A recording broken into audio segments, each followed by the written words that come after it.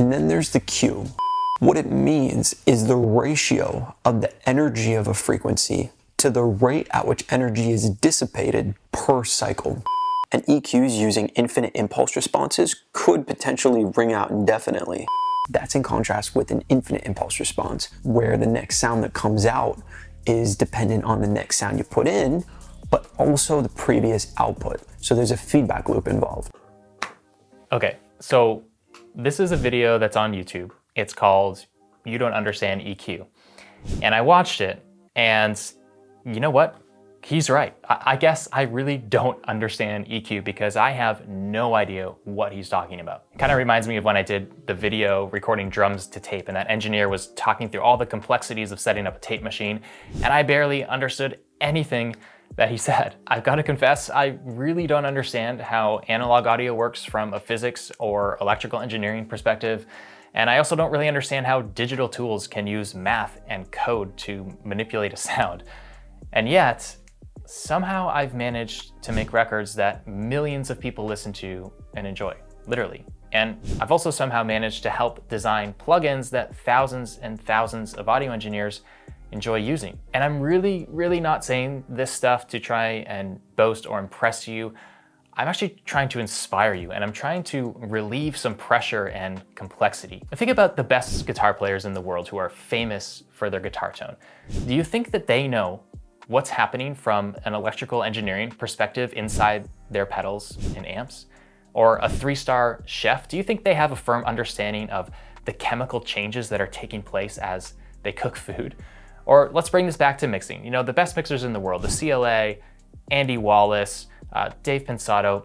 Do you ever hear interviews where they're talking about the stuff that you heard in that video? Now look, I've got nothing against this video or the guy in it. He obviously knows a lot about this stuff, is very passionate about this side of audio, and the video's more popular than anything I've made, so I've got to compliment him on that. But my point is this: if your goal is to make your recordings and mixes sound great so that lots of people enjoy listening to them, well then you probably don't need a more complex understanding. You probably need to simplify. So no, I don't understand what any of this scientific stuff about EQ means, but I do know how to use EQ to make my drums sound good. For example, if you look at this mixing cheat sheet that I made, it outlines all the frequencies that tend to sound good when you boost or cut on certain instruments.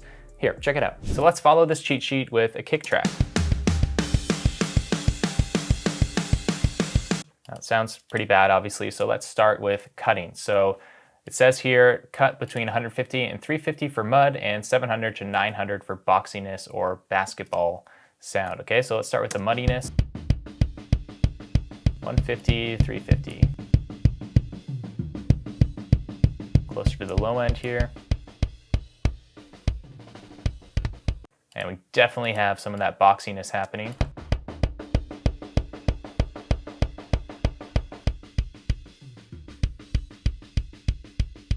We're gonna have to cut a lot of these. Okay, now for boosting. So 50 to 70 for low ends. Let's start there.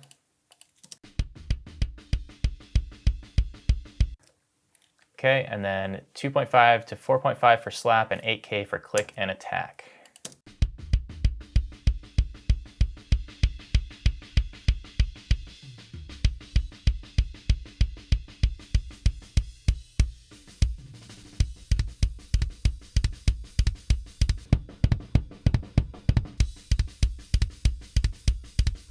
Sounds much better. Even though I don't understand the detailed science that's happening behind those moves, I do know what works and I know how to use it to my advantage.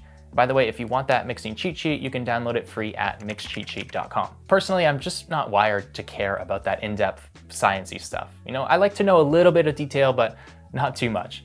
Maybe you're different though. Maybe you really enjoy getting into the nitty-gritty of that stuff, and that's totally cool if you're wired like that.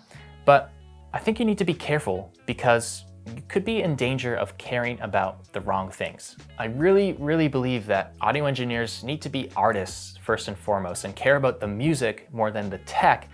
Otherwise, you're gonna really struggle to create anything that connects with listeners. So if you're like me and some of the stuff in these videos just goes right over your head, maybe it stresses you out a bit, don't worry, just shut it off. You know, the last thing you need to get better mixes is to make it more complicated. And hopefully you eventually get to a place where you can watch videos like this and learn some interesting facts, but not have it stress you out and make you start overthinking everything and second guessing yourself. Now, if you think you are overcomplicating things in your mind and in your mixes right now, I think you'll get a lot of value out of this video on how overcomplicating ruins your mixes and how to simplify them.